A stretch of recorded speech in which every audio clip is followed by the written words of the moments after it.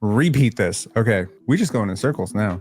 That's okay. We're here to talk about something with a very smart person, neuroscientist here, Kathryn McIntosh. So we're going to talk about sleep. We're going to talk about everything about the brain and sleep, and we're also going to talk about predictors of success as it pertains to prospects, because the Toronto Raptors currently have the 9th pick and the 39th pick, and they're going through all these player evaluations and psych evaluations, trying to figure out whose mind, like which player are we really investing in who has the potential to grow. And I think a lot of that comes back to the mind. So first of all, how are you doing?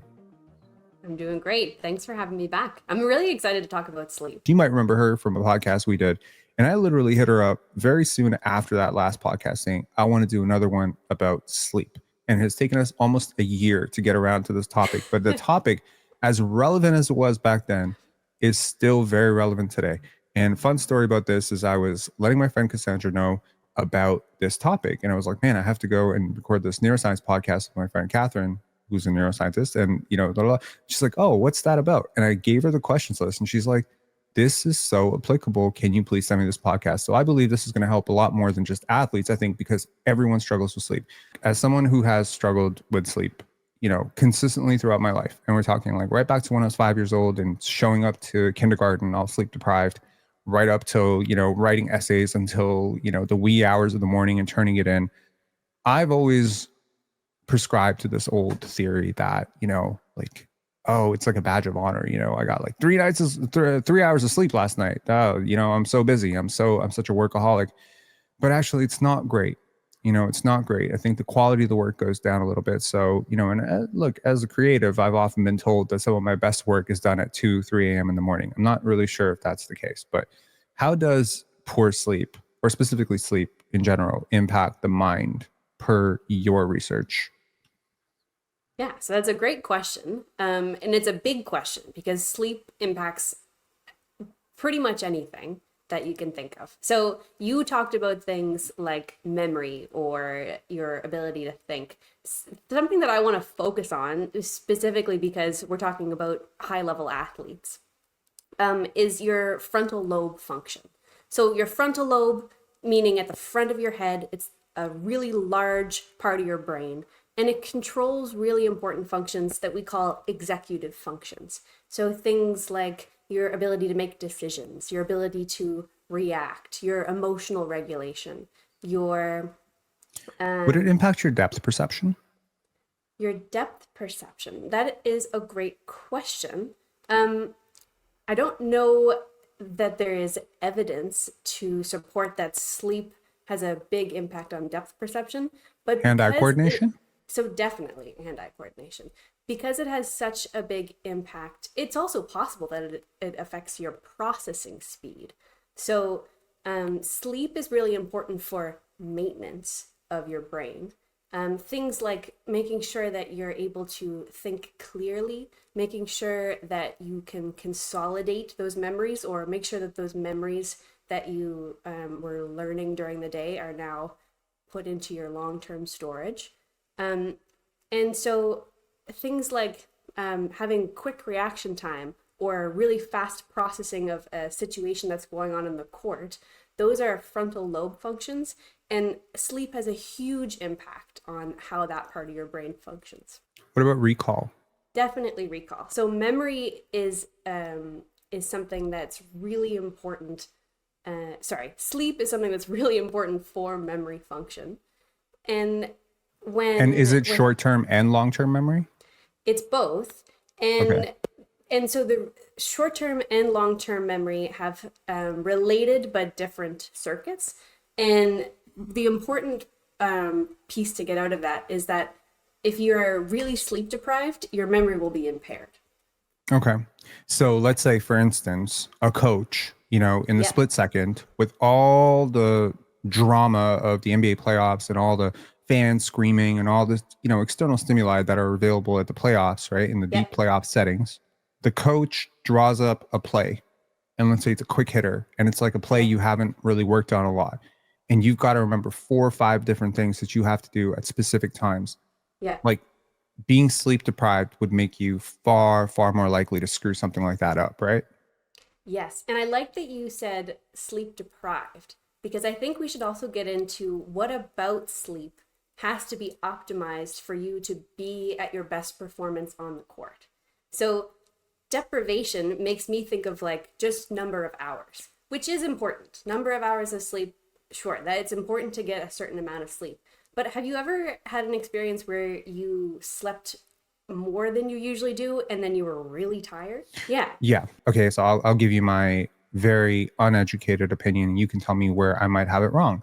I think the following things might impact my sleep. Yep. One, the temperature in which I slept. Yep. True.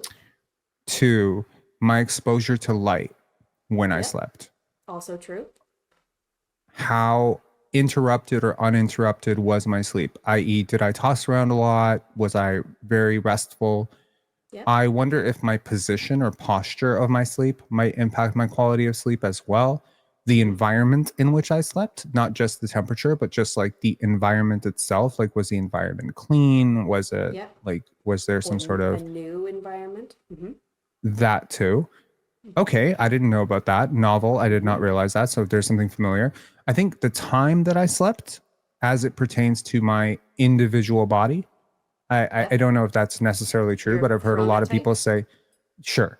I think there's some truth to that. I think there's evidence for and against that, and you know, the evidence is not definitive either way. And so if people feel like they are, for example, a night owl, I don't see a value in being like that's not real. I think for some people, shifting your circadian rhythm, which we can talk more about what that means, is helpful. What else is there to the quality of sleep? A lot of the things you said are really important for sleep quality. Something I really want to highlight is the consistency of the time that you both go to sleep and that you wake up every morning. And so let's in general, if you want to have the best quality sleep, you try and time your sleep time such that you have a regular cycle.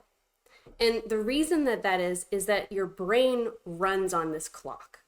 And people call it the circadian rhythm. And it's controlled by a part of your brain called the suprachiasmatic nucleus, which is a big fancy word that just means the brain's clock. And that part of your brain controls basically, I like to call it like the homeostasis or the thermostat of the body. So body temperature, blood pressure, they're all controlled in that same area roughly. And Mm-hmm. so if you throw off that clock, your whole body is going to be dysregulated and not functioning at its optimal performance. So if you want to optimize your reaction time, your decision making, your emotional regulation to be able to handle those big ups and downs that happen during gameplay, then you want to be able to also work with your clock so that you're clearing out all the garbage that builds up throughout the day, so that you're consolidating the memories that you're putting in during your training. And so that you don't have, losses that you could be regaining during sleep. Okay. Well, I understand from listening to you in our first attempt at this that there's like garbage men almost that come and take out the trash while we're sleeping in Yep. this sort of optimization. And I know from my own research into this, granted, not academic research into this, that there's an optimization process that goes on when you sleep where your mind sort of filters out the clutter from the day, right? Which is Yep. like, the garbage men thing that you're saying. So any thoughts and emotions or whatever that you process during the day that's not necessarily important, it Yeah. just kind of gets optimized, refiled, restructured. So I think Yeah. it's good to look at your sleeping time as cleaning time.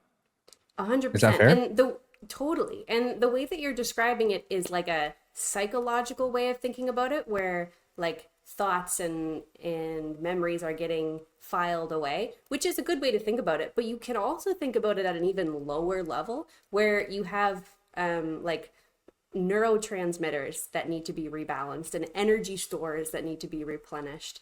and you have like buildup of things like adenosine, which is one that people really like to talk about because Coffee? a lot of people drink coffee. Exactly. So if you are drinking a lot of coffee and you're also letting that adenosine build up, because coffee just blocks the adenosine from going where it wants to be, it doesn't stop it from building up. And so if you don't have sleep, which allows the adenosine to clear away, then you're actually not getting the rest or the cleaning the area that has all that buildup of adenosine. So your nerves, which are the cells in your brain that allow you to think quickly, are going to be kind of bogged down by all this extra garbage. And you're not going to be able to think as efficiently as you would be able to if you had that sleep. There are times when I feel maybe I'm over caffeinated and I go to sleep and I don't have proper sleep and I wake up again and I do it again. And after a few days of this process, I'm struggling to speak coherently. Yeah. I don't know if I told you this, but I've rid myself of the habit of Mm-hmm. Did I tell you this? I don't think so. No. I used to listen back to my podcasts and notice that I had a lot of filler words, or things like that. Even filler words like, which I'm working on right now. So Yeah. I wanted to get rid I of probably got some too. We all do. And Mm-hmm. I figured out that there are two reasons why people say or at least I was told that there were two reasons why people say Number one was that we don't close our mouths when we're done speaking, right? So I might say this and my mouth is still open, but as I'm trying to process the next sentence, my mind just fills in that space. The reason one might do this is to not lose their space in a conversation. Mm-hmm. We may often feel that if we pause speech for a long enough period of time, that someone else might just start cutting in. And so we fill that space with an And so the secret to this that I found is literally to close my mouth. It can sometimes result in some pretty herky-jerky speech in which I will literally pause for a minute and not a minute. Why did I say literally a minute and then lie? No, not a minute. I may pause for a full second and a half, but I do feel that there is a much more eloquent flow when I'm speaking after after having slept properly. But because I've lost my ability to or lost my tendency to now when I haven't slept, it's truly jarring, the difference between sleep Rob and not sleep Rob. Because right now you're dealing with not very well slept Rob, which I thought was just perfect for this podcast. However, very well slept Rob sounds a lot more like this and is fluid, and maybe there's a little bit more ebbs and flows to even my voice. But yeah, sleep deprived Rob is very monotonous. I don't know. It's just something that I've noticed. I wonder if we did a Rob study, whether the pause would get longer with the worse sleep quality that you have. I would bet It's anything that possible. would be the case. But also because I have no regulation. In terms of Linear. consistency, I mean, people who listen to our podcast can attest to this. I will truly do a live at 3 a.m. and also do a live at 6 p.m. and 4 p.m. and 10 a.m. I don't think there's an hour of the day that I haven't done a live. I've done a live at 5 a.m.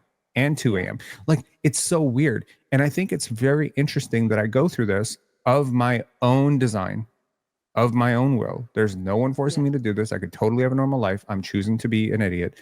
However, athletes do not have that luxury because athletes will get out of a game at 9:30, do their press conference at 10, board a flight halfway across the country, show up to a bed that they've never been in at 2 a.m. and have to be up at 10 a.m. the next day for a walk around. This whole thing that you've described about consistency, and I don't think athletes can necessarily have that. And yet the best ones do try to create control within the chaos. So what if, let's just say hypothetically, that you were hired by an athlete or an upcoming pro athlete in order to navigate this tumultuous, unpredictable world that is the NBA, because flights do get delayed. There are snow delays. I have also heard of rival teams occasionally ringing an alarm at 3 a.m. to disrupt your Right. sleep, right? Right. And So, travel too. If your time zone is changing by more than 3 hours, your performance is going to be impacted. yes, that is certainly the case. And that's what makes Mm. this entire Indiana OKC final so interesting because Mm. longitudinally, they are Mm-hmm. exactly on the same time zone.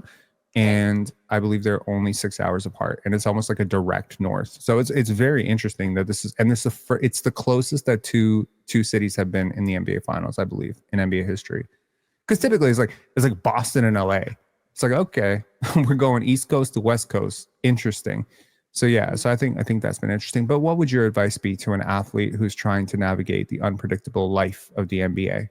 So you have to also think about what impact that amount of variability is going to have on your performance and how.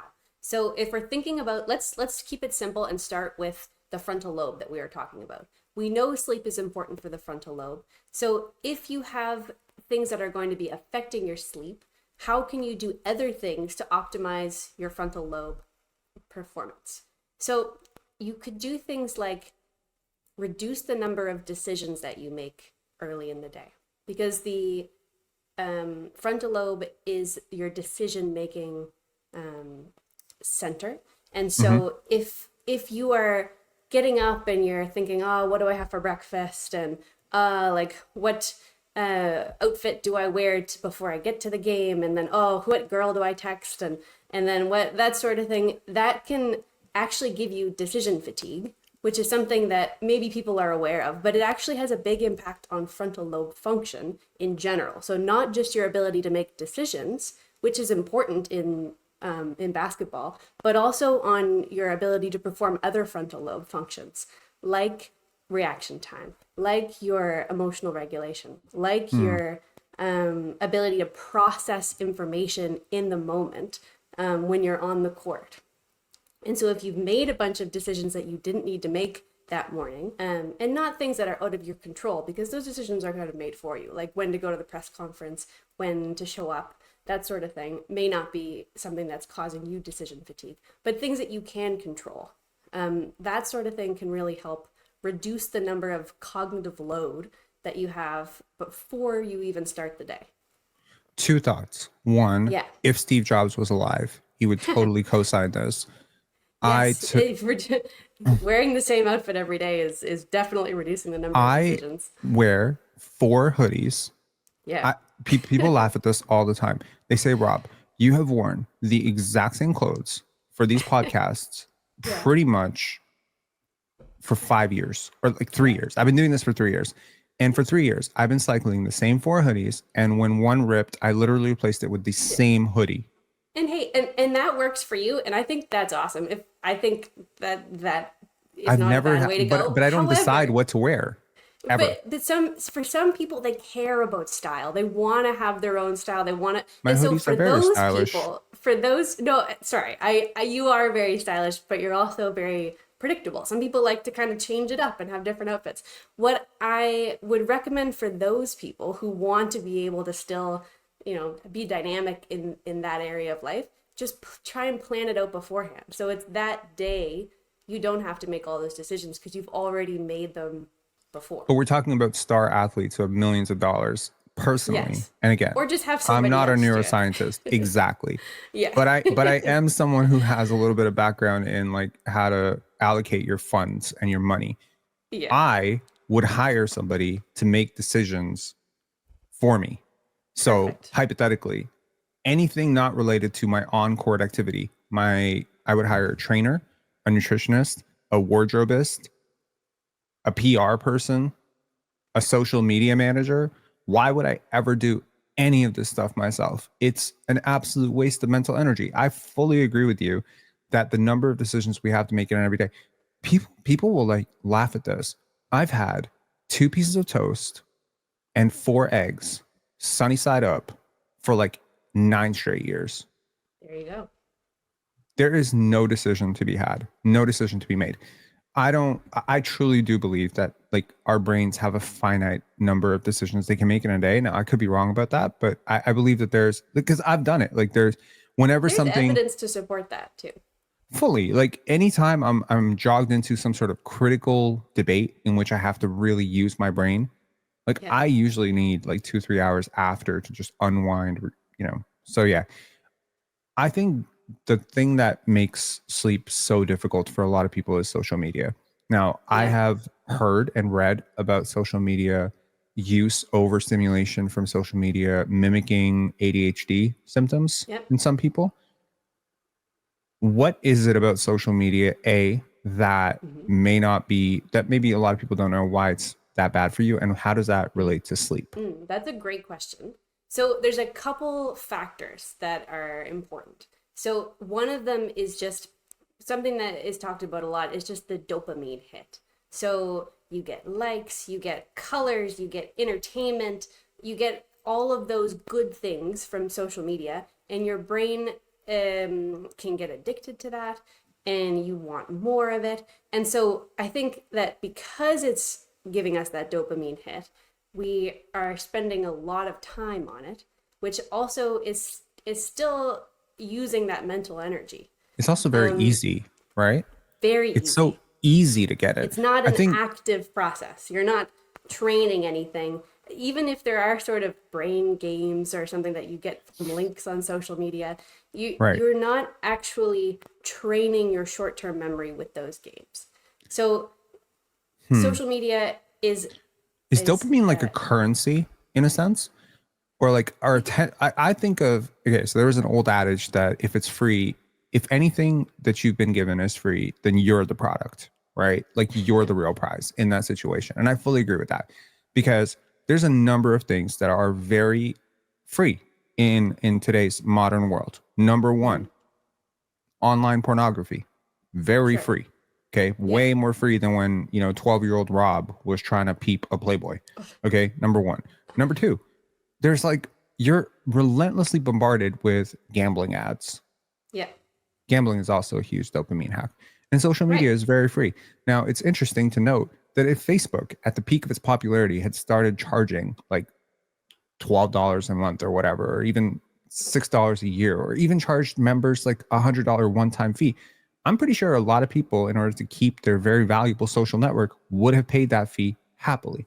Well, But if you they're look not at interested in ChatGPT that money, right? now, yeah, people are ChatGPT is paying $20 a month now for ChatGPT just so they don't run out of the versions that give them things like doing their PowerPoints for them or things like that. So, well, yeah, I've always believed that, well, two things that I genuinely believe, and I have no idea what it means academically or scientifically, but these are just mhm, two beliefs that I have.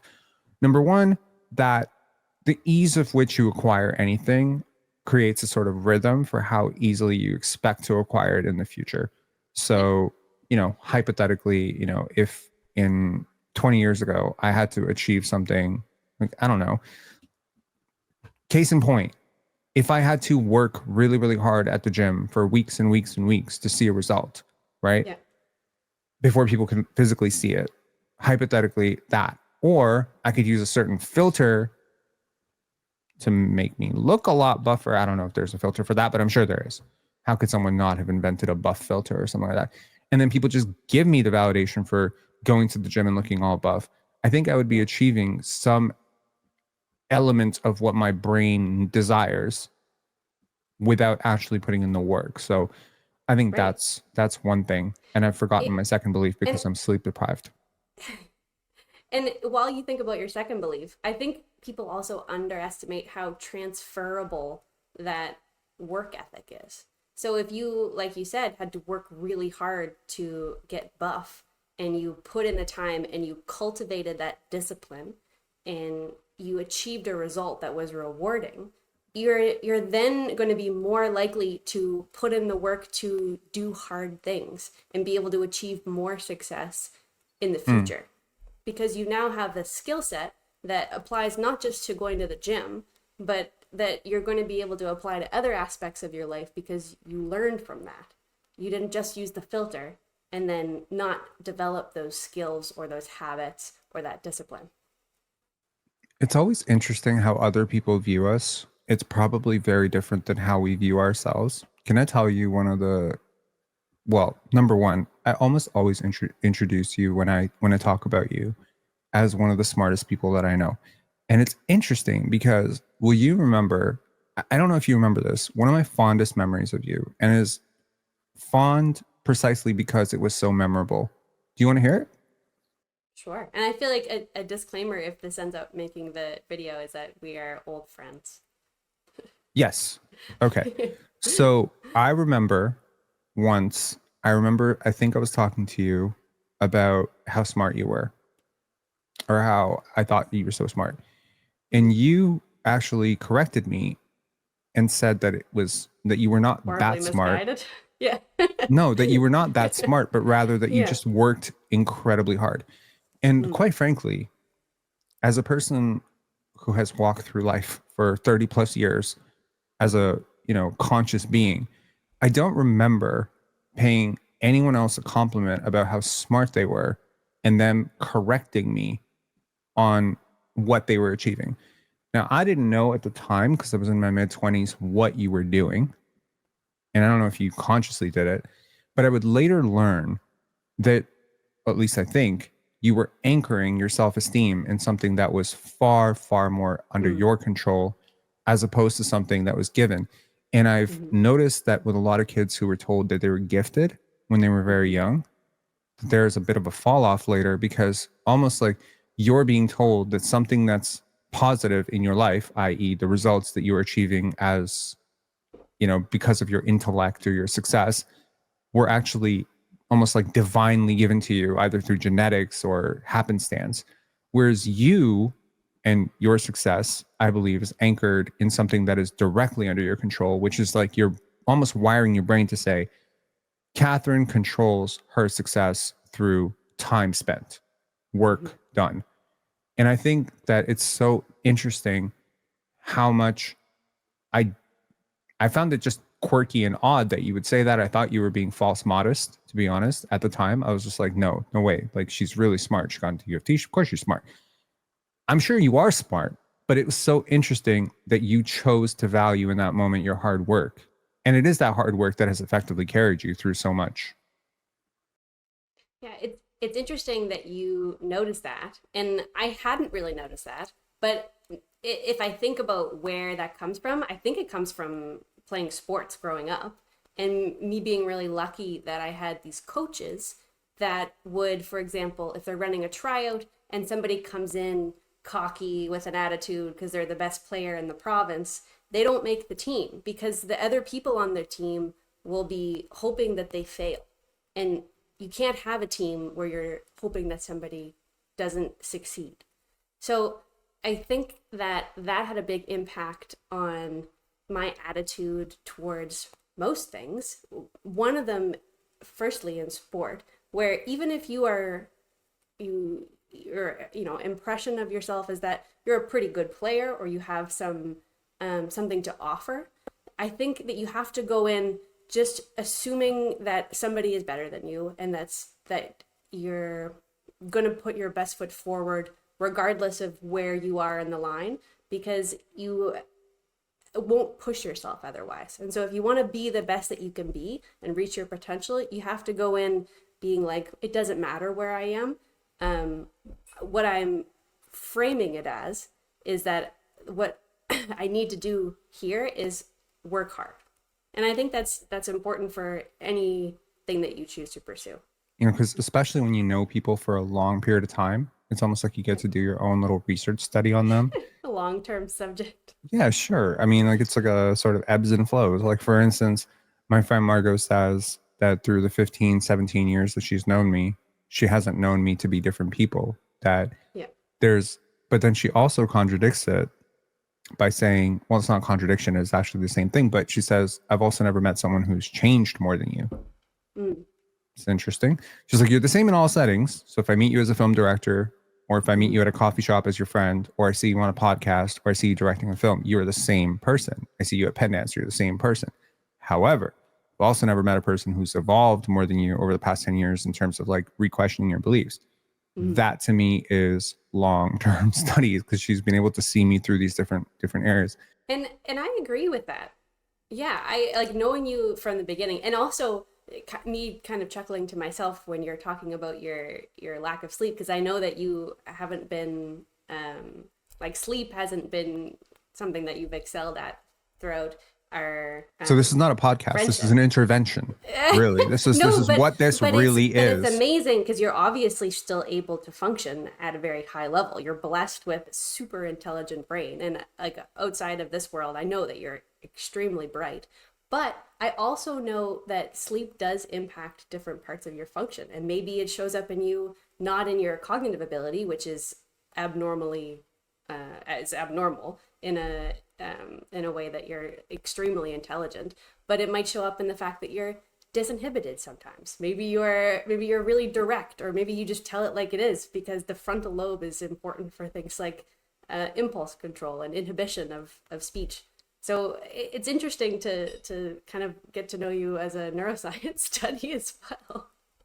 To frame it back to athletes, I I feel like a lot of the successful people that I've met, and again, success, different levels of success, but I define Yeah. success as achieving what I perceive to be your 96th to 99th percentile outcome. Like, I'm not grading 6'8", super athletic, coordinated athlete on basketball the same way I'm grading myself.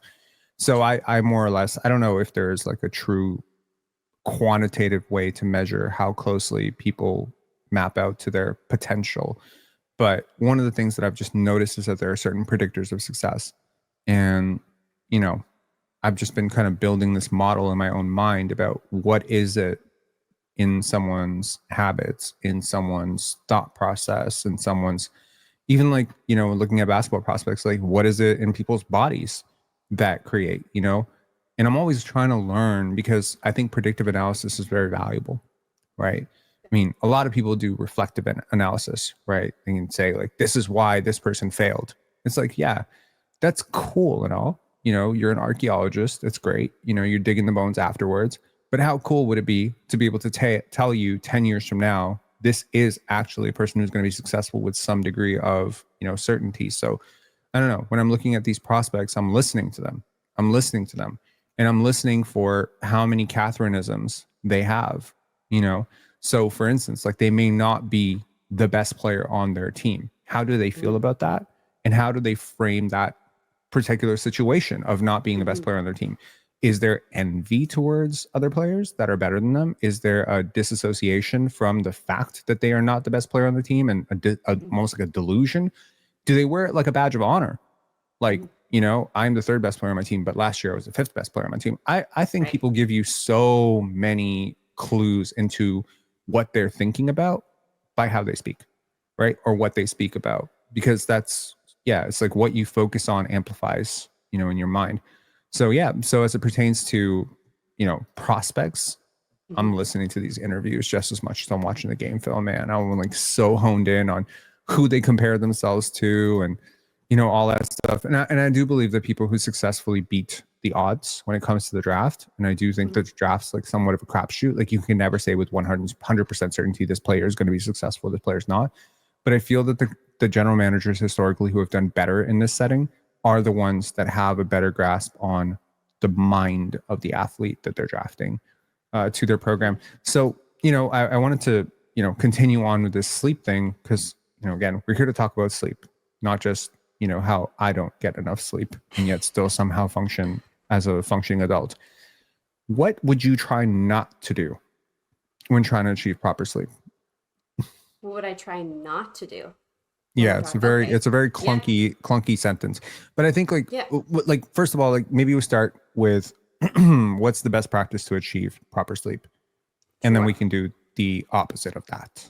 And so some things you mentioned when we were talking in the beginning about temperature control. So with regards to temperature, cooling down your brain while you're sleeping and then slowly warming back up in the morning is what's recommended for optimal sleep stages. Things like making sure not to eat too close to going to sleep. And if you're eating before going to bed, Try and eat something with some Why is that? protein.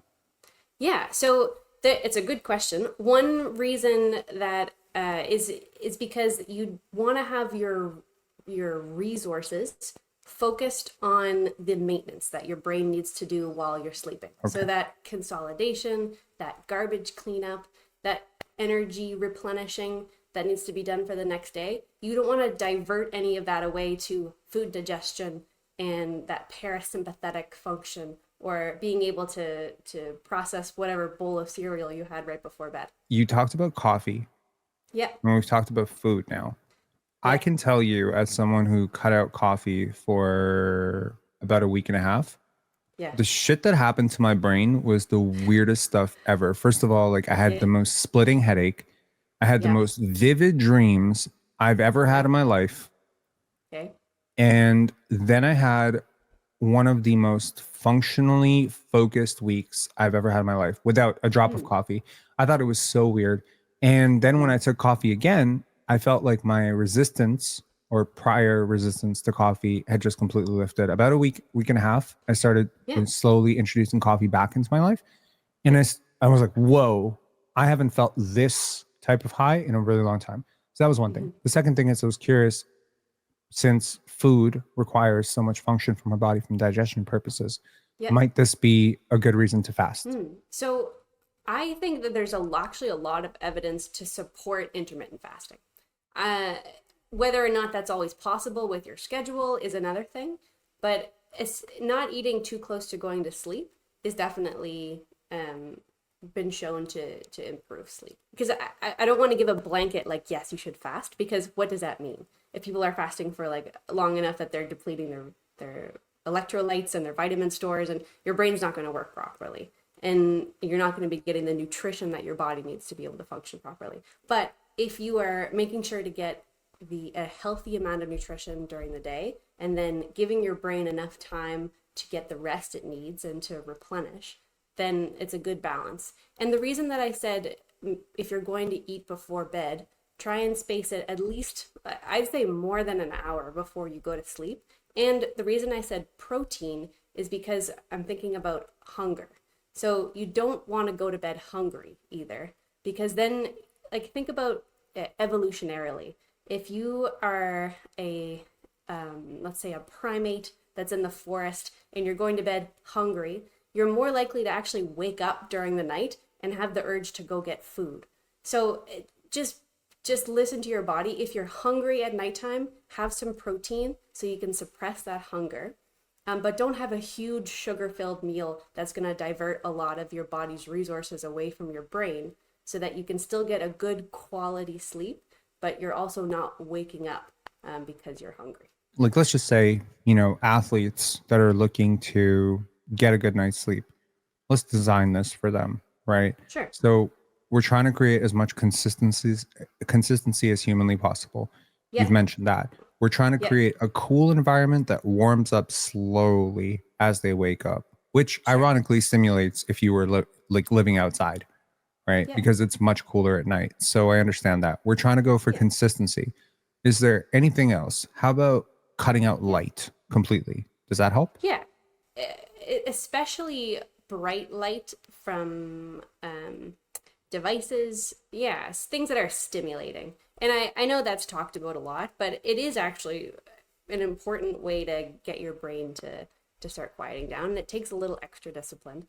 And it also, if you're thinking about, let's say, things that you can't control, like travel, there are things that you can do to kind of prepare yourself to avoid jet lag. So adjusting your sleep schedule between 3 and 7 days before you have a time change can be really helpful. And Hmm. maybe you can't control when you get up in the morning, but you can control what time you go to sleep and whether or not you can take a nap at some point during the day. So that's kind of like a controversial topic about whether napping is a good thing or not. I'm on the side of if you can spare 30 minutes at some point of the day, it actually is shown to be beneficial. Um, but not everybody can spare 30 minutes. And you're just going to have to make it work with your schedule as well. I know a lot of athletes that swear by their game day 1 hour to 2 hour nap. There I you don't go. know if that's necessarily like the right nap time or whatever.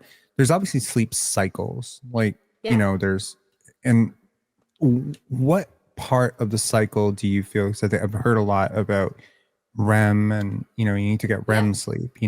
So Yeah. is that when the bulk of the garbage man stuff happens? Yeah. So that's also a great question. So naps, I swear by limiting it to 30 minutes. Maybe what they mean by an hour to 2 hours is the time that they block out so that they have time to get to Yeah. sleep and then wake up slowly. 30 minutes, I would say maximum. Otherwise, you're going to get into such a deep stage of sleep that when you wake up from that sleep, you won't have come up the other stages and you're going to feel groggy. And Hmm. that actually won't improve your rest. And then there's lots of people also talk about, I think they call it like a Coffee nappuccino. nap? Yeah, coffee nap. I call it a Same nappuccino. brain. I was, as you were saying it, I'm like, the Raptors Yeah. head coach, Darko Rajakovic, swears by this. Right, He because and swears by there it. there is a physiological reason for that, right? Because you have that adenosine, which we talked about, and the coffee blocks it. But if you're using sleep to clear it out, then you don't have to worry about that buildup. And so the combination of coffee plus 30-minute nap is actually like really helpful for making you feel rested. So for everybody at home, you drink the coffee first, then you take the nap. Exactly. Yes. I feel like a lot of people find that almost impossible to do. Me Mm, personally, I find it extremely easy to do and I love it and I swear by it as well. Like this is a life hack that I have found to work very well for me. But I think a lot of people, they're just like very hopped up on coffee. And the minute they have coffee, they're like, whoa, I'm awake. I don't know if that's how quickly a coffee works. and I'm sure it's different. Some people are probably like super metabolizers and it hits them super fast.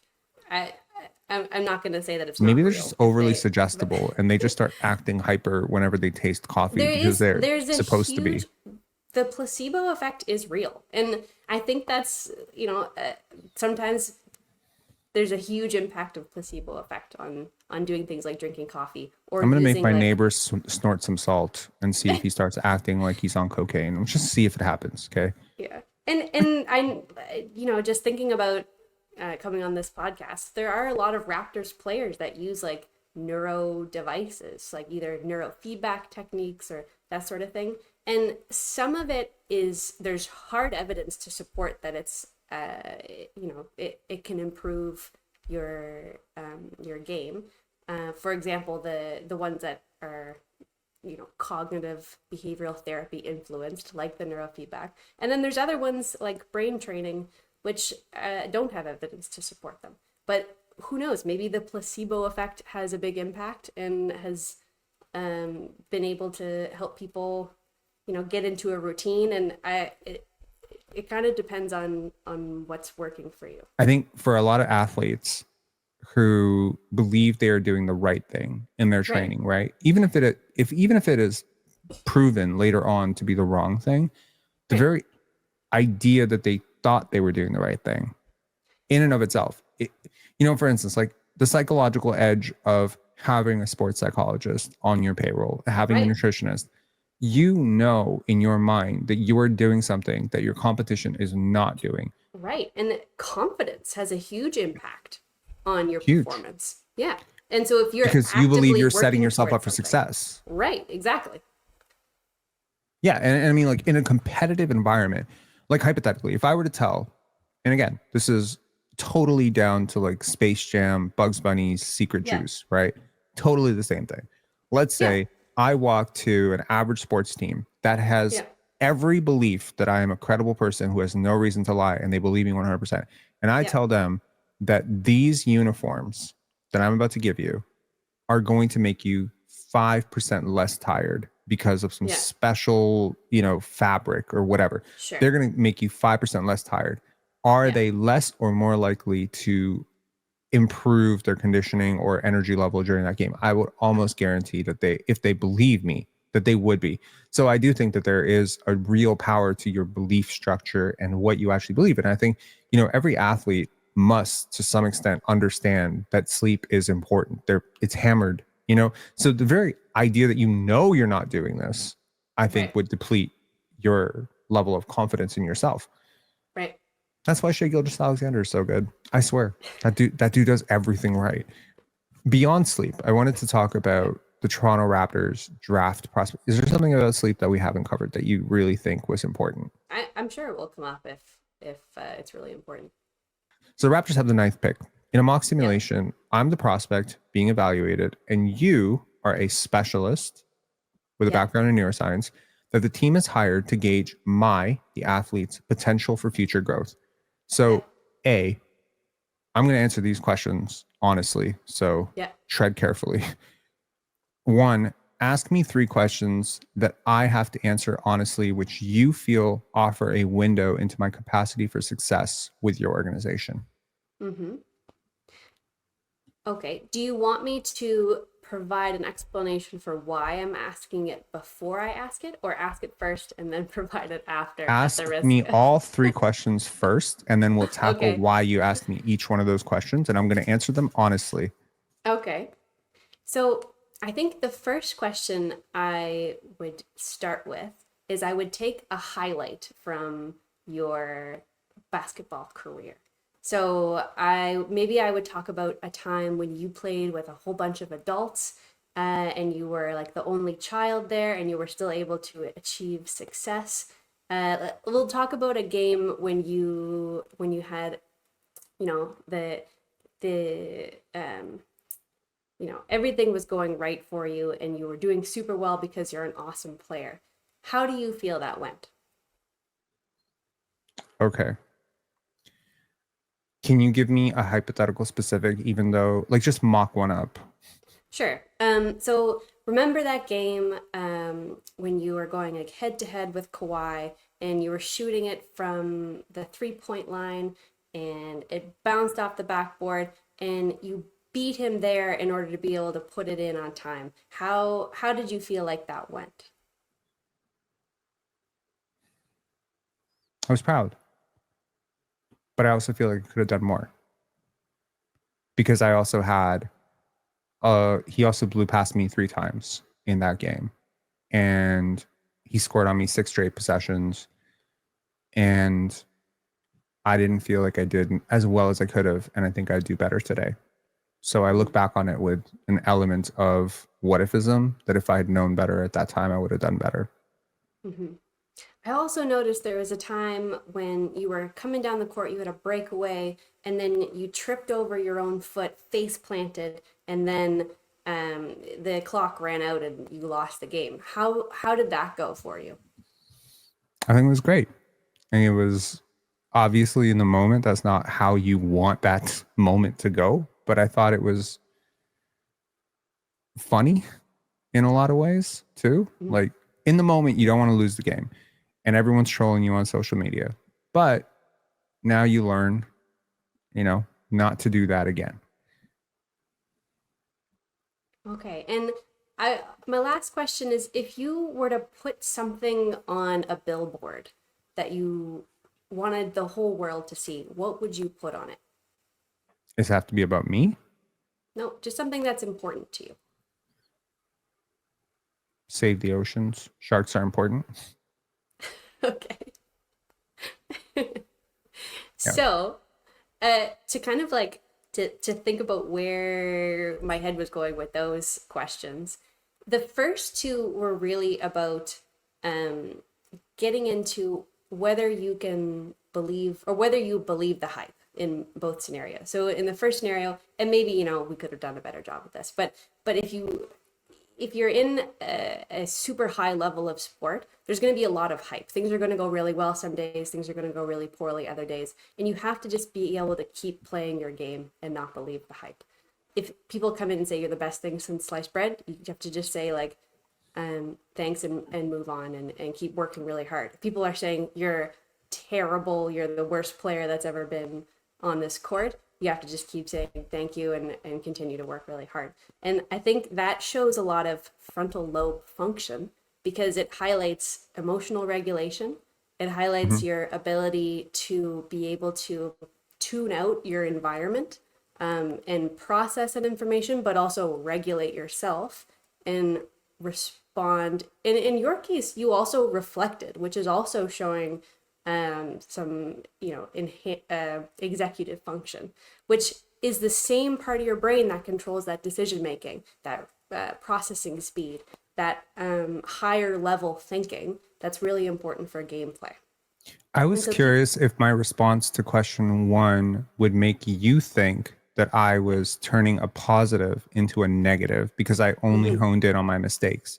Is that a mhm. good thing or a bad thing for I you? think I think it depends. I think in I tend to like, if this were me doing this evaluation, I would probably tend to gravitate people that can focus on positive, that can see the mistakes and see the things that have gone wrong in the past, and still uh, frame that in a way that is working towards something or moving forward rather than dwelling on something that has gone wrong in the past.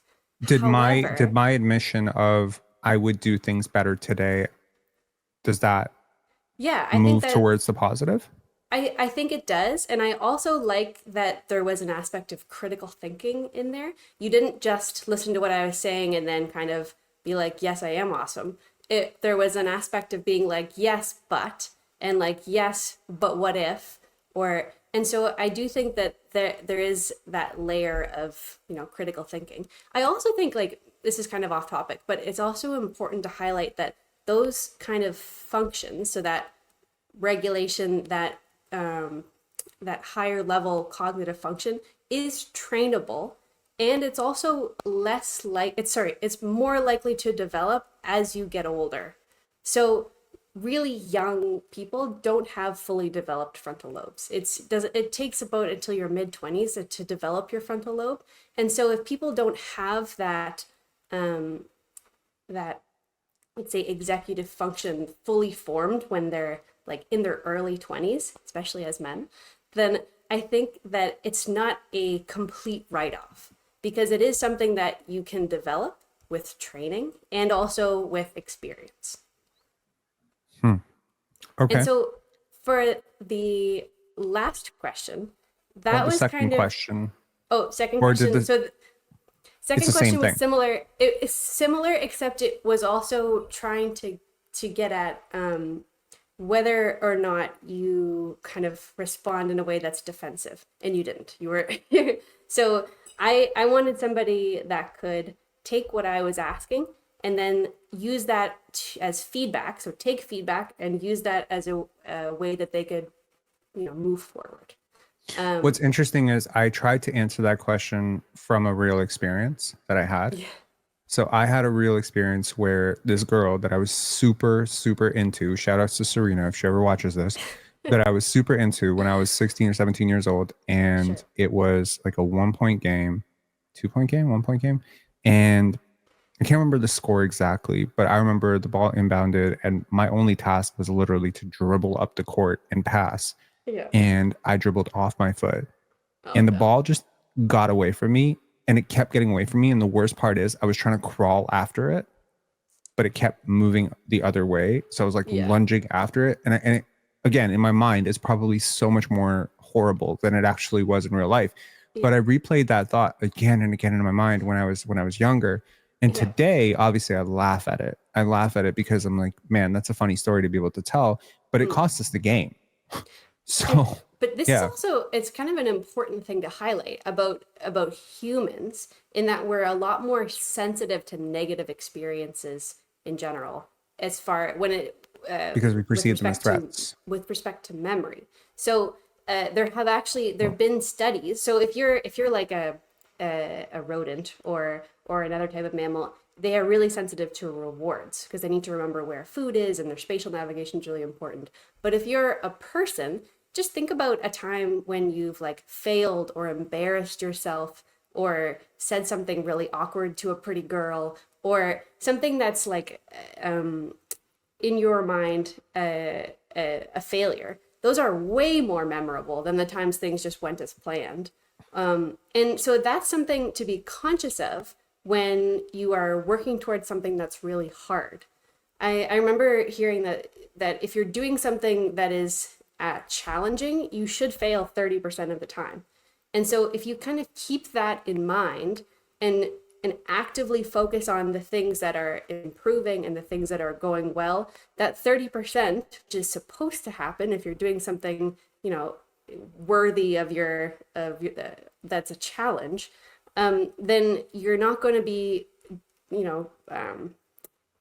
what's the word? Discouraged or have like hopelessness because of that 30%, because you're going to actively be focusing on the other parts of your experience that are moving forward, that are improving, that are working towards your common, or that's working towards your goals. There's a lot of refrigerator magnets that would give you inspirational speeches on, fall down 6 times, get up 7, something like that. Right. I really prefer to fall forward. I like the statement Yeah. fall forward. Like try to fall Right. forward in life. You're going to fall forward. And one of the hacks that I have found, and I don't know if anybody else wants to, use this, or if Kathryn is just going to tell me right now that this is crazy.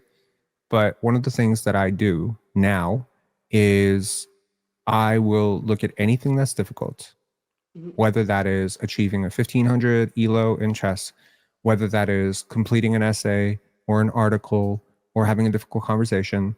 And I will say, you are not a lion. The reason I do this is because I think that the reason our brains are so sensitive to negative outcomes and perceptions of others, especially negative perceptions of others, is because we've evolved to scan our environment for things that could be dangerous. And obviously, our brain can't really tell if social critique on social media is not a lion. So I consistently remind my brain, this is not a lion, right? So that thing that that happened earlier at 10:30 that I told you about, the thing that calmed my brain down, and I think you've known me long enough to know I have spiraled about things like client dispute, like this client hates us.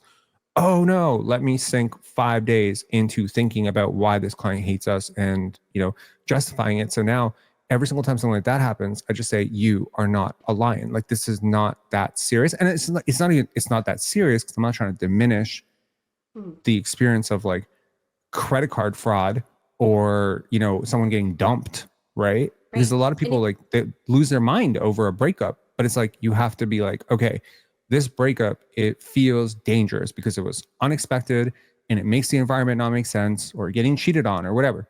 But as bad as it feels in that moment, you are not a lion. I think that's been a good thing for me. Yeah, that's great advice. You are not a lion is a great advice. It is great advice. And yeah, and I think that in order to say you are not a lion, there are strategies that you can use to reinforce that. So you are not a lion is a great habit to get into. And in order to kind of help you with that, because it's not always easy to be like, you're not a lion, and then your brain is still being like, it's a lion though. And so I think a lot of the time it can be helpful to think about how your brain works. So a lot of times it's helpful for people to think about things as a story, or to think about how things fit into your values or your story, which is one of the reasons why I asked you that last question, because it's really important or really grounding for people to have something that they care about that is helping to kind of guide their decision making. Because there's so many things that you can do, or that so many ways that you can act. And if you have this sort of grounding story, or these grounding principles, or these values, it doesn't really matter. I guess it does matter what they are, but it doesn't matter as much the way that you say them, as long as you have them. And then you can kind of use those as your anchor. So when things are really difficult, or when you come up against lions, those lions fit into your story in a way that lets you move on from them through your story. Does that make sense? And so let's say if you if you are somebody, like I like thinking about it as the underdog story. But if you are, say, let's say, in that situation where this girl that you had a big crush on is seeing you embarrass yourself, at Hmm. that time, that may have felt like a huge thing. This like your whole world is in shambles. I But if wanted to that change somehow, schools. I wanted to change countries. I asked my mom, like, can I right, leave the country? Yeah. but if you go through the exercise of like extending your time frame, which is one strategy. So like think about you looking at that moment 10 years out, or think about you looking at that moment from the perspective of your goals. And in that case, I'm not sure if your goal it would be more towards the like wanting to be a really good basketball player or wanting to be her boyfriend. But in that case, you could think about that event as like a maybe hard to think of as funny in the moment, but like as a stepping stone to get somewhere to the next stage that needed to happen. And Hmm. so say you embarrass yourself, and then now you like, oh, maybe we'll look back on this when we're married and think about how funny that was when I was quirky and awkward, and that's where I am now, and I'm okay with that. But you're thinking about it with story, and you're also thinking about it with the future in mind, and you're able to kind of compartmentalize the failure or the challenge or the difficult thing that you're dealing with in the moment by Hmm. projecting yourself out in the future, or by putting it in the context of something that's bigger or more important to you, or something that you can make sense of in the way that humans think of make sense of things, which is in stories. Well, story over everything, right? No, I There you get it. go. Absolutely. No, I completely get that. I think it's really difficult in the moment to remind Hmm. yourself that this won't probably matter much to me 6 years from now, 5 years from now. This will be a blip in my memory because in the Yeah. moment we have biases that color. I think we all have biases, right? And Yeah. so I think the immediacy of this event Yeah. to hone in on me slipping, costing us the game, Yeah. there's a lot of biases. And I And think, yeah. yeah, go ahead. And it's really hard to fight thoughts with thoughts. So if you're alone and you're dealing with all of this internally, it might be a lot more challenging to deal with than if you reach out to other people who you trust, who you Hmm. admire, who you are in places that you want to be, and um, and then try and see things from their perspective, even if you're not kind of talking about things that are personal, like being able to see things through their eyes. It's literally another perspective looking in at you. And sometimes that kind of feels like you're walking through a forest Hmm. blindfolded, and then you're terrified that you're going to fall off a cliff, and you just need to Sure. have that other person telling you to just keep walking, and eventually you'll get out of the forest. But it's hard to see when you're alone. It's a lot easier when you have somebody who's not blindfolded by emotion or by whatever that you're blindfolded by. I think people And it, people often reach out to like a therapist or close personal friend or one of their yeah, parents. I think the other day, actually, I was having a particular disagreement with this person and I was getting a little bit heated in my own mind about how did this person feel this way or how did I feel this way, whatever. And I kept ruminating over it for about an hour, at which point right. I went out to the balcony and I spoke to this person without actually speaking to them. And that made me feel a lot better. I got to Right. speak it out. So I Mm-hmm. feel like you said that thing about it's hard to fight thoughts with thoughts. I've actually never Yep. heard that statement, but I'm going to write it down and I want to remember it very often because I Yep. agree. Is this maybe why it might be better to speak out loud, even if you're Or not to receiving write. feedback, or to Mm-hmm. write? Mm-hmm. Exactly. Like I think there's studies to show that things are so much more likely to happen the minute you write them down. I think Like writing goal. is actually a form of thinking where it forces you to have a straight line or to have It's also quite a resolute clarity. Yeah, and it's permanent. right. And you see it looking back at you, and you can be like, you can examine it objectively and be like, that is the thought. It's much bigger when it's inside. Hmm, that's interesting. Okay. Mm. I'm curious. Three big green flags, brain Mm-hmm. green flags, that would make you recommend me as a prospect. Examples include good sleep habits, good hand-eye Mm-hmm. coordination, good depth perception, good memory, good response to critical feedback, Mm-hmm. etc. So what are three big green flags? Mm. I would say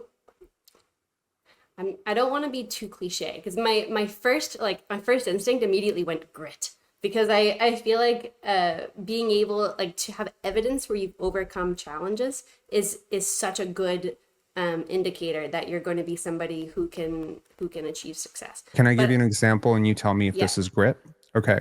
So one of my favorite prospects, yeah, he fractured his tibia and his growth plate in his yeah, second year of high school and had to yeah, miss a year and a half. At yeah. which point he several times contemplated quitting basketball, but Hmm. had to be reminded over and over again that it's going to be fine, it's going to be okay. Hmm. And he became a McDonald's All-American and, a D1 player and is going to be a top 10 pick in the NBA draft. Would you consider this the grit and resilience that you're looking for? I think I need more information for that specific situation.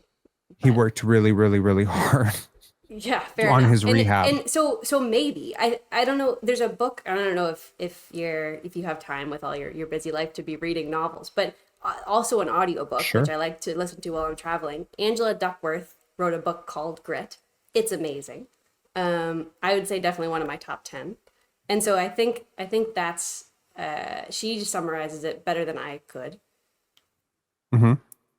And I think it's more than resilience, though. I think it's Is it like being Michael Jordan able. getting cut from his junior varsity team? Is that more what you're looking for?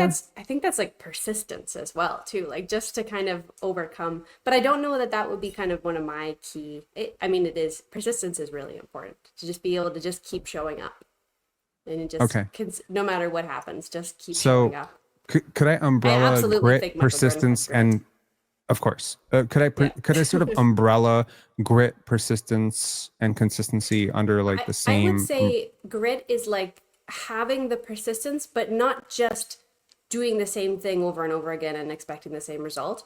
Grit is also having the willingness to adapt and change and to move forward, not just with persistence, but also with the I don't know, the like creativity in order to be able to achieve your goals. So you're Okay. continually moving forward. You're not just doing the same thing over and over again persistently. It's also having the like I don't know, the grit to be able to work through things and identify where the issues are and overcome them. Okay. I'm curious if this following situation would be a green flag for you. Okay. Yeah. As you know, NIL has completely reshaped college basketball. Like Yeah. players are making $4 or $5 million, and they're able to make pretty severe demands of these college programs before they ever end up on campus. Like, I've got to be a starter on day one. Top 20 to 25 recruits have pretty much carte blanche. They can order anything, and there are Okay. certain things that they order off the table as well. What would you say if I told you that a top 20 player went to a college program and demanded absolutely nothing? Actually said, I'm willing to come off the bench if that's how good you think I am, and took less money than another program and did Mm. so because his family had historically gone to that program. Is there anything in that in that sort of situation that gives you green or red flags? Hmm. So it's a complex situation because you mentioned multiple factors Mm-hmm. in that situation. Some that what I took from that is figuring out whether what drives somebody. So if somebody is really reward driven, or like if I do this, I'm going to get more money, and that's what's driving me.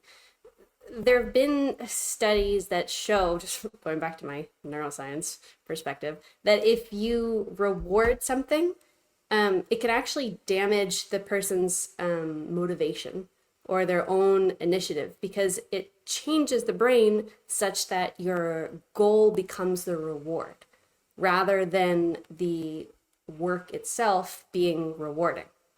So you want to distinguish, there's two different pathways in the brain. There's a reward driven pathway, and there is another pathway that's also dopamine, also affected by dopamine, that is your independent motivation pathway, we'll call it. And so you want to really reinforce that independent motivation by encouraging, but not, I guess, you want the act itself of training, being consistent, and of being able to put in the work, that to be rewarding, rather than there to be some external outcome that then changes how you feel about that training, because then that will switch pathways in your brain and your goal will become the reward.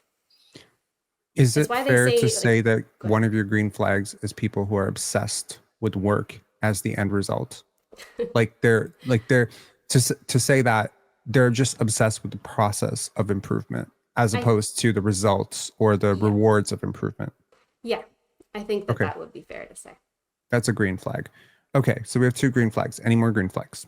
Yeah.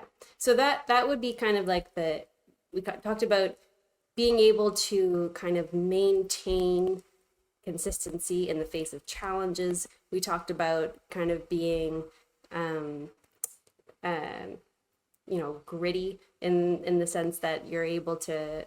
I guess that would be maintain consistency in the face of challenges. And then green flag cognitively, it kind of depends on what angle you want to come from, because part of me is like, if somebody is, I don't I don't want to talk about physical attributes, like things like, that you can measure with somebody's brain function. And the reason I don't want to do that is because the brain is so plastic. And so if you're measuring things like, um, that are related to frontal lobe function, like reaction time, or like the amplitude of signals that you're getting, or their ability to sleep at that stage and age and situation in their life, those things are so dynamic that it would be crazy to be like, I'm taking this picture in time of this person's neurological picture, and I'm going to hire them based on their fMRI or based on their EEG, or all these physiological tests that we can do to get brain function at one state in time. Hmm. So I think, yeah, go ahead. Would it be fair to say that a further removed a prospect is from the age of 25, Yeah. the harder it is to project who they'll actually be in their prime? The further removed from 25, you Further mean removed backwards. younger? So hypothetically, Mm-hmm. yeah, further removed backwards. So this year's in this year's draft, there's plenty of 18-year-olds, but there's Yeah. also a 24-year-old and a Yeah. 23-year-old. Yeah. And again, there's a kinder egg element to kids who are 18. There's Yeah. potential, right? Right. But then when sometimes I feel scouts might overlook someone who's 23 or 24 because their perceived potential is far lower, because we've seen a lot of them. We've probably picked their game apart for 5 years. It Yeah. tends to be the younger players, even though they're much worse right now, Yeah. they're given a lot of grace in terms of that mystery 4 or 5 years, what could be developed. I think it's Right. probably fair to say that an I think NBA it's fair to development say. staff should say, hey, at 18, if this kid is 80% as good as this kid who's 23, we believe that we can make him 200% better than that kid over those next 4 years. But is Right. it fair to say that it's just harder to do that with 18-year-olds than it is to do with 21-year-olds or 22-year-olds? Yeah, definitely. And so in that case, an 18-year-old's brain is a lot more malleable, but that doesn't necessarily mean, oh, so it's better because they're going to be a better player. That means that you really need to provide them with proper supports, proper mentors, proper examples that they look up to, Mm-hmm. proper, structure, because they don't have as good impulse control. They don't have as good, emotional regulation. They don't have as good decision making capacity. And so that affects not only stuff on the court, but things that are off the court that are going to have a big impact on their life, their sleep, their training. Things like that are important factors to consider. And so, yes, it's good to have somebody who's young and malleable, but only if you're going to put in the work for that person to Sure. give them an environment to develop in a way that's going to help them be successful. Okay. So those are some green flags. You know, we've Yeah. certainly talked about some green flags. What about red flags? Red flags, I mean, like, I'll give you an example. yeah, give me an example. There's a particular prospect, and it's very interesting. I don't think you've looked into this draft, have you? No. Okay, that's amazing. Because I can literally tell you about a player, and your perspective on the story is only being colored by my own bias in what I'm Sounds saying. good. But I'll try to be unbiased when I say this. A prospect was asked to address their biggest weaknesses, to which they responded point blank, I don't believe I have any weaknesses. Mm-hmm. Is that a red flag?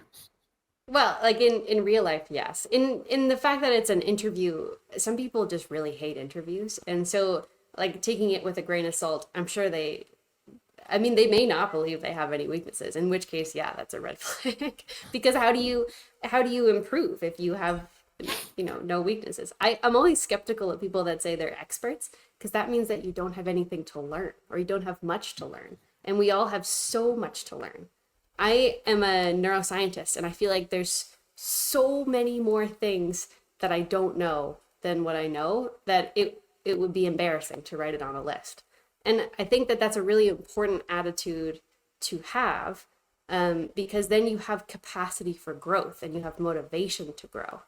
And so if you're saying, I don't have any weaknesses, then what are you going to work on, or what are you going to work towards? If you're not, the minute you're not improving, you are declining. I've often felt that my ability to self-deprecate is my superpower. I believe this totally. Like, I am ruthless. Like, I have a pretty solid self-esteem, to the sense that I believe that I have value. I was going to say, I feel like you have to be careful with that with most people, because you are also relentless and stubborn and super bright. And I think that if you have somebody who's not as stubborn, being really hard on yourself can cause people to give up. And so if people can handle self-criticism and also use that as fuel to action, then that's great. But if people are criticizing themselves and then they're also very sensitive, and not in in a bad way, I'm just saying some people are more sensitive than others, to the environment, to their own emotions. Is that a red flag?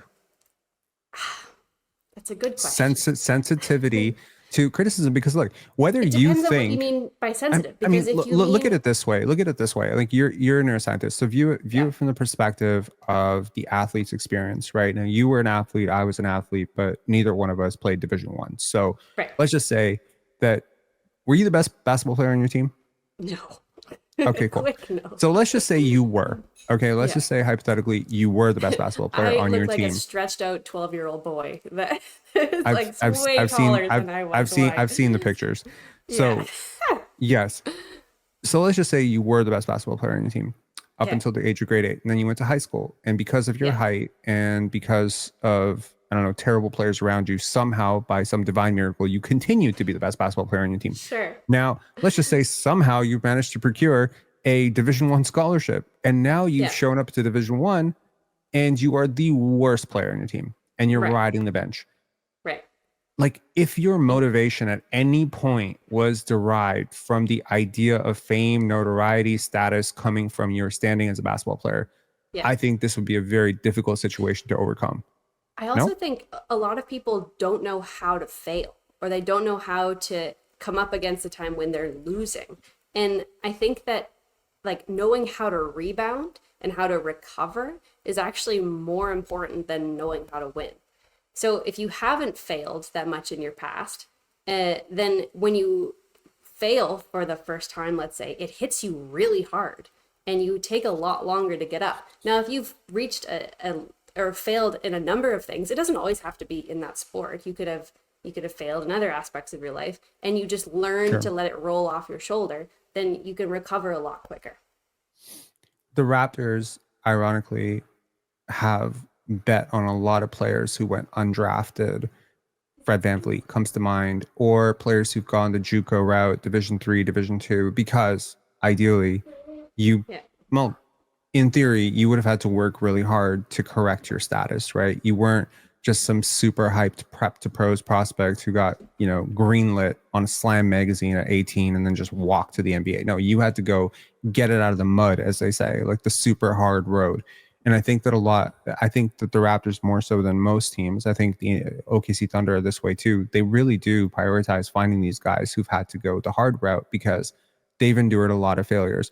Because when you're a young hooper and you think that you're really good and the national outlets refuse to rank you and you can't get any Division 1 offers from Kentucky and Duke, you Yeah. have technically failed, right? You failed to do whatever it is, because I think failure is just related to what your desired outcome was. And I'm sure every one of these Sure. players were good enough or thought they were good enough to get an offer from these schools. They didn't get it, so they had to work for it, then they had to get it some other way. So I thought that was very interesting. What are some more red flags? Yeah, before we move on, I agree with that. And I think momentum is really important. Like if you develop that work ethic and you're on an upward trajectory, you can continue that upward trajectory a lot easier than somebody who has a really sharp incline and then plateaus. So that's I think is an important factor. Kind of a James Clear Atomic Habits sort of thing of like 1% better. So you take the Yeah. athlete, you know, it's so interesting because you don't know these prospects, and everything you're saying, I'm thinking back to the prospect that this most applies to. And I'm Hmm. realizing the prospect that I'm absolutely in love with, that's the prospect that embodies everything you're talking about. And Hmm. it's very interesting. Now I don't know if that's just my own bias coloring that, because I already like Hmm. the guy, and so there's a bit of an anchoring bias there where I'm Are just you like, gonna say who it is? yeah, his name's Carter Bryant, he's Hmm. awesome. Yeah. I will totally show you his interview and I think you would fall in love. Hang on, hold on one Cool. sec. I will show you like a, no, I was gonna say I didn't want to actually tell you that you will see this interview, because now I've primed you to like him more potentially, especially if you trust my. Probably. But I think you'll understand what I mean. Hang on, what's that? Da-da-da-da. Okay, here. Okay, so this Before is now, a very, very short 43-second interview in which he's talking about the players that he compares himself to, and his process. And he compares himself to a whole bunch of players that a lot of people were not expecting, specifically role Hmm. players who aren't like big time superstars or whatever. Yeah. Herb Jones, Trey Murphy, etc. And then later Yeah. on, he brings up the superstars. And I'll tell you why this interview just captivated a really big audience, because as you can see, it had almost 1 million views. Okay, hold on. describing it as almost like a progression. Like early in the league, I feel like I'm the guy that can guard multiple positions. Obviously, I want to be able to guard 1 through 5. I feel like I'm capable of guarding 1 through 4 now. Obviously, I need to get a little bit stronger, but eventually, I see myself being the guy that can guard all 5 positions on the floor. So I would say I watch a lot of Tumari Kamara right now, Trey Murphy. I watch Herb Jones, Drew Holiday, Derek White, and I see myself becoming one of the stars in this league. So that's something that I watch a lot of film on Kyrie, Devin Booker, Jason Tatum as well. So I understand there's a progression to get to that point, but knowing that I'm capable of doing that as well. So it seems like trending first and it has the fall here like playmaking. Sure. So to clarify the audio, because it's a little bit hard to understand, he keeps talking about progression. He's like, there's a progression. So this is Yeah. what I see my role as when I get to the NBA based on my current skill set. But I just want to also let you know, my grander ambitions are also to be like Jason Tatum and Devin Booker, and that's who I'm also studying. But just so you understand, I'm not delusional enough to think that I'm going to go take over an NBA league, an NBA team tomorrow. I just thought that was very interesting, and he has a Yeah. lot in that. Yeah, And I'm not even saying a little bit of delusion is a bad thing. I think like being able to have those really high goals to be like one day I would like to be like that. That's a good thing. What I noticed about what he was saying, which I really liked, was that not only did he say people that he admired or that he was progressing, which I think if you're at that level of basketball, you kind of have to be the kind of person that learns from others, that is focused on improving. He also provided evidence. He gave really specific examples about I was able to guard this many people, now I think I can guard this many people. And so he's like getting to the level of not only is he talking, but he's talking about not only is he talking, but he's referencing specific things that he's doing in order to be able to achieve what he's talking about, which I think is key in any scenario where you're screening somebody for whether it's a sport or whether it's a job position, or if they're able to provide evidence that's specific to what they're talking about, it's a lot higher of a chance that that's true. I think it comes back down to also, like, do you believe them when they're telling you? Because it's obviously pretty easy to script It's these so types easy of to just things. say things like, "Oh yeah, I'm getting better, and every day I'm improving 1%, and I'm achieving these goals, and I want to be like these people." But if you're saying, "No, I wanted to do this. This is what I'm working on. This is exactly what I did. This is how I did it. This is what I plan on doing in the future. These are the specific things that I want to do in order to be able to achieve that goal. This is, how I've set up my next steps." That's a lot more believable. Yeah, I think the quality of the analysis or the quality of the questionnaire, questions can only be as good as the questionnaire. So, or the person asking the questions, and basically the expert ability of the person asking the question. So I think that sometimes these interviews I think really what I'm saying is the interviewee, the information gleaned from the answers from the interviewee can only really be as valuable as the interviewer, right? Sure. So allows it to be. I don't know if that's a very convoluted way of saying it helps to makes be a good sense. interviewer, but Right. like for instance, like being able to redirect something Yeah. by honing in on something that he said. So like for Yeah. instance with Carter, he averaged 6.6 points a game last year, which is the lowest of any player coming into the draft that expects to be a lottery pick. And it's Right. largely due to a very small role that he took at Arizona. And so, I would probably prod into that to see if he becomes defensive about it.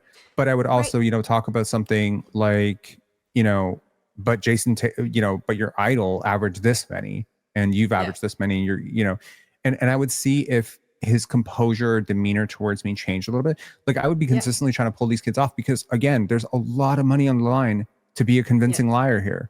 And a lot of Yeah. these prospects, they will say all the right things. Yes, I have no bad habits. Yes, I don't do anything. Yes, I don't drink. Yes, I'm never at the club. Yeah. I'm a hard worker. I never skip a workout. But it's like, that's why these teams pay millions of dollars every year for scouting dollars, because they are, I mean, I don't know if you know how entirely all encompassing it is.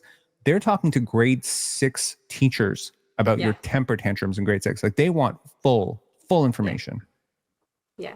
And I totally agree with what you said about trying to kind of, you didn't say catch people off guard, but give them questions that they don't have a prepared answer to, or ask follow-up questions that put them on the spot to see how they react in that kind of scenario. I know, like, I haven't done basketball interviews, but I know with like job interviews or medical school interviews, a really common way to test somebody's ability to react will be to throw in a question that nobody would ever predict.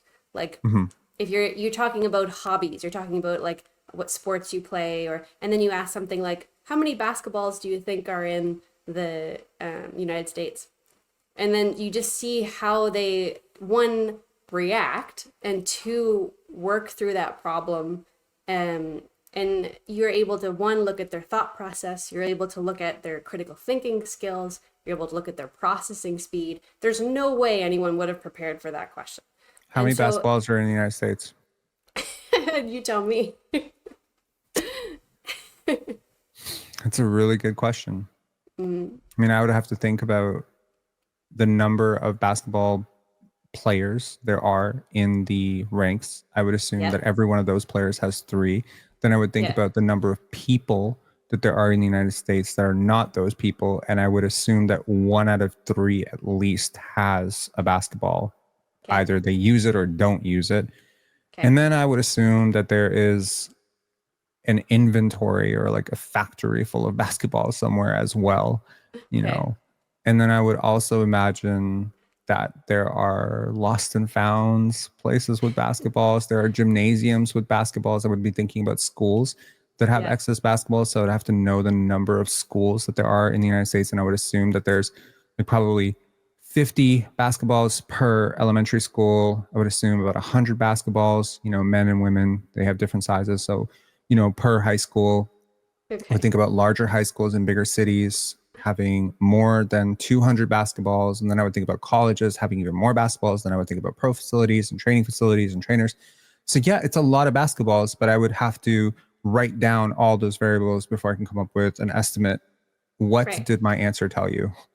Right. And That I'm weird? the number doesn't matter. No, Of course not. As soon as I asked that ridiculous question, you smiled. And so immediately I'm like, he likes a challenge. He likes to be put on the spot and have a test and be, have a mental challenge to work towards, which is, I think, is positive. And then you didn't sort of scoff and say like, oh, I would just ChatGPT it, or say like, what a ridiculous question, or like, why would I need to know that? You immediately were open-minded enough to be able to be like, well, let's work through this together. And then you walked me through some of the creative things that you could think of that would contribute to the final answer.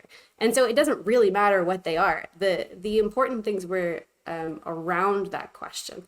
Red flags in that case would be being dismissive, being above like, what's that the question. point of that question? Right. Or being like, that's not something that like, I have better things to do with my time. Like that sort of Right. thing. And in this case, sometimes you need to do silly things or things you don't want to do in order to achieve success or to get better or to improve things that you already think are pretty good. Like we've talked before about making adjustments to aspects of the game, like your foul shot or like and sometimes those little adjustments require you to buy in to training techniques that feel silly or like adjustments to things that are kind of working for you but could be better, and so they have to get worse for a little while you make changes.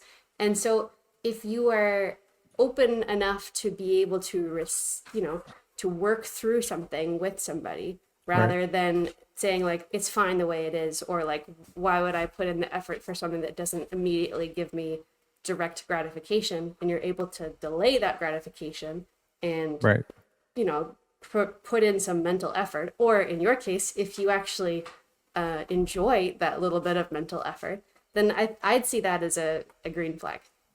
It's so interesting that the things that you notice. You said I smiled when you brought up the question. Yeah. Obviously, you know about Shai Gilgeous-Alexander. I think he's the greatest player of all time in terms of Canadian basketball. And the other day, he was asked about the Oklahoma City Thunder losing game 1 on a Tyrese Halliburton game winner. And when they brought up the game winner for the other team, in which OKC lost, he smiled. And then they hearkened it back to another perceived painful memory, which is how the OKC Thunder lost game 1 in the previous round against, or 2 rounds ago against the Denver Nuggets, in which they also surrendered a game winner to Aaron Gordon. And he smiled again. And I thought that there's really a lot of ways that I could take that little tidbit of information. One, he really likes losing games in heartbreaking fashion. Probably not. But I don't think that's it. I think he really enjoys a challenge. And that's right now, nemesis. the Oklahoma City Thunder are down 2-1. I think that leaders of a team, be that the coaching staff, be that the coach himself and the star player, have a disproportionate impact or influence over the team's preparedness, readiness, and overall demeanor towards competition. Totally. And so, like, his sort of stoic, and he wasn't even being dismissive about it. That's the funny thing. He wasn't being snarky or, he didn't dismiss it. He actually gave them credit for making those shots. And I just thought that smile was so creepy in that sense that, like, what kind of psychotic competitor smiles at that? Because I think he probably gained more from that loss, almost like, because again, when failure fuels you, I often say, I love failing. And people just don't understand. I love failure. That's how you learn. Number one, if I failed, more than likely it meant that I tried to do something that I wasn't able to do, which is a plus for me. Number two, I probably learned a lot in that failure. So I think when he smiles at failure, which is what those moments were, I think that's such a positive indicator for the type of player he's going to continue becoming, and ultimately what version of him shows up in game 4. Any more red flags? Hmm. In what context, I guess? Give me a context and I'll give you a red flag. Okay. What about I short-term find it memory? much easier to think of green flags and then think of the opposite, And which is maybe tells you something let's about now my brain. psychoanalyze you and exactly figure out what. Yeah. Okay. Short-term memory. Okay, let's talk about that too. So memory has so many variables that influence it. And so short-term memory, if you have issues with it, could mean a whole bunch of things. Because short-term memory, and I feel like I'm now like just beating this topic to death, but short-term memory, the prefrontal cortex has a huge role to play in short-term memory, which is the same place as all of those executive functions that we talked about that are so important for gameplay, decision making, your personality, that sort of thing. And so Mm-hmm. short-term memory could sort of be the canary in the coal mine for a whole bunch of other brain function, um, brain functions, but it also has a number of other variables that influence it. And so it shouldn't be used alone as a like the sole task by which to judge a player on, but it can be considered as part of like a constellation of features that you look at a person. And also short-term memory it can be analyzed in its own, but it also is influenced by things like attention. So if somebody has issues with attention, they may seem like they have really bad short-term memory, but really their issue is with attending to the things that they're supposed to be remembering. So their memory or their recall or their recognition is fine, but they actually just weren't paying attention to what they were supposed to be remembering. And so that Okay. gets us into the whole discussion of attention, which is a very interesting and broad topic that I think is, one of the areas that I find fascinating, because I think ADHD is also like a very popular topic right now. So people who have the disorder implies a deficit in attention, which I really think is just a regulation problem with attention. Because people who have ADHD commonly are the kind of people that can hyper focus. So maybe they have trouble regulating their attention when they're trying to attend to something that's really boring or not novel or not stimulating, but they're actually the same people who can do the same thing for 10 hours and not think about anything else because they're able to regulate their attention when it's something that sparks a light in them and that's really novel or interesting or challenging. So I think it's misunderstood sometimes and medicated away when there could be benefits to it, and it's just a different type of brain. It's good to know what your strengths are if that's the kind of brain that you have. That is interesting.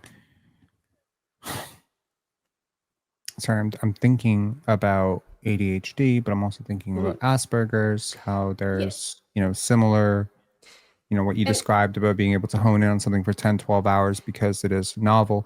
But I'm also yeah, thinking if I'm a basketball player, if I'm a basketball executive, I may actually need you to do some things that you're not super excited about doing, and they may be very repetitive in nature. right. And so, and you're right. Like any autism spectrum disorders and ADHD, there's a lot of overlap commonly. And so when talking about attention and how to best optimize people's attention, yes, there's going to be things that are boring and that are for people with trouble regulating their attention can feel physically painful, and it's still important to do those Sorry, things. they feel the pain or they They feel feel painful they to be feel around. pain. No, well, I don't know, but what I meant was the people who have problems with attention regulation when they're doing something that's really boring, like for example listening to a 3-hour lecture and sitting still, that can feel They feel physically pain. painful. Okay, Exactly. gotcha. Yeah. But it's still important to do those things, and so being aware of somebody's ability to attend is really important, because you can do things to modify your environment to either make it more stimulating, to either reduce environmental stimuli that could be distracting you. So if you're having a lot of trouble using all of your energy to try and focus on this really boring thing, then sometimes reducing environmental noise that would make you be distractible can help. Because sometimes people with attention regulation problems really have trouble filtering out the world around them, unless it's something that's really interesting, novel, challenging. I find it somewhat cool that we've basically recorded 2 podcasts into one, because there's this entire thing which is like very much like go get your sleep, and this is why you need to get sleep, and oh by the way, Yes. coffee, you know, Yeah, this is the sleep, hack to coffee. life. But and adenosine, and then there's this other Yes. completely different but also loosely related podcast that we've recorded about things to look for in terms of prospects. I think that's sort of the nature of how the questions were structured, because again, initially when I reached out to you, there was the whole sleep thing, and then I decided, I'm like, let's be an hour and a half late, and also let's add another podcast to this, because we totally do not have a respect for this person's time. I feel like if you were grading me on my performance today, I get a red flag. But No, as we have I think we've determined that that's a good thing for me, because It's a good failure thing. is just the beginning of success. And you know me, and you know that I'm always happy to discuss things that are as interesting as this, like brain function, like sleep, like Well, may I mention performance. something that you may find interesting? You have gotten so much better at this since the last time we spoke. Yeah, that And was a I low don't bar. know. No. It was not. And I think that the fact that you perceived my compliment as an insult gives me a red flag about you. No, I'm just kidding. No. I mean, first of all, like the first time you do anything, it's going to be a little bit clunky, but I think Sure. it could also be like the flow of this conversation has just been a lot less I speak, you speak. But if you recall, the last time we spoke, there was a lot of like looking down, looking up, looking down, looking up. It Yeah. was like look up, look up. It's It's a really a natural thing to do, Yeah, right? and always video conferences are challenging because I'm so used to looking at people in their eyes and in their face, and right now I'm looking at your eyes and in your face, but it's actually the middle of my screen, which is not Right. helpful for anybody watching because they're up here. And so that's Right. something that I have to remember. It would be much more helpful if your face was in the camera, and then I could have a normal eye contact Right. and conversation. So I do look down a lot because your face is on the screen and I'm talking to you, but yeah, remembering to look in the camera is something that is not natural. And you know what's ironic? I've been looking at you this entire time. I haven't looked at the camera once. So There take my you own go. advice, So damn I'm it. doing it like a pro. You're doing it like a pro. I'm totally you go. amateuring the shit out of this, but it's been a really, really good conversation. I really appreciate you coming on. And No, yeah, thanks for having I me. definitely did not mean that as a low bar. I found this to be really fascinating. So I'm hoping that our audience also finds it fascinating. While you're here, is there anything you would like to plug? I've not talked about this with you beforehand, but is there something that you would like to plug? Yes. So I am currently teaching a neurotechnology with a neurotechnology program. So I would like to plug the Neurotech Micro Credentials program, which is a neurotechnology training program that people from all over the world and all levels of education can take. About half of our students are in university, but half of them are in jobs and are, for example, like engineers or working for companies like Neuralink.